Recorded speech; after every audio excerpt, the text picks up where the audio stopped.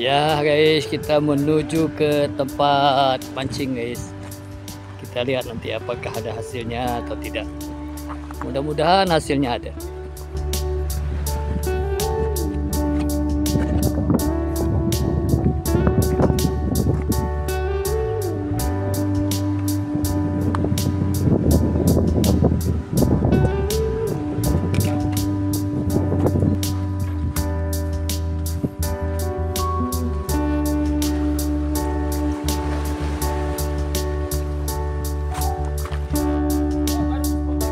Spot baru katanya guys. Nah, jadi kita lihat nanti apakah di spot baru kita ini ada dapat ikan atau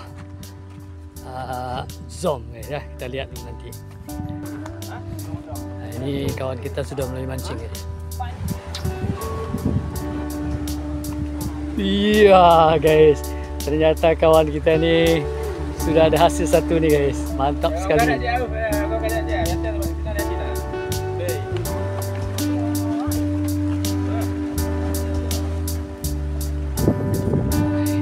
Kawan kita ini baru siap-siap untuk pasang pancing ini.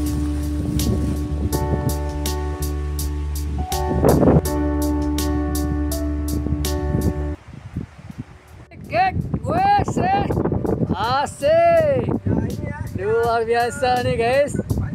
Iya, angkat. Sedap kali ya. Ya, alhamdulillah guys, alhamdulillah. Ya, alhamdulillah ini udah ada satu hari ini ya. Ya, mantap.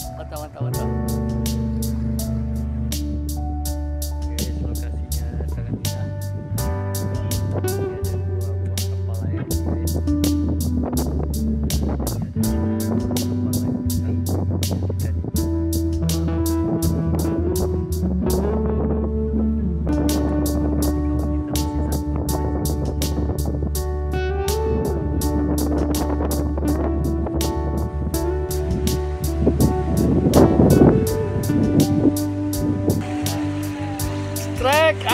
Angkat guys.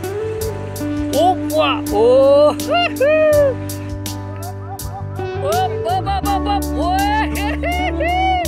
Oh, double strike. Ya. Dipilih.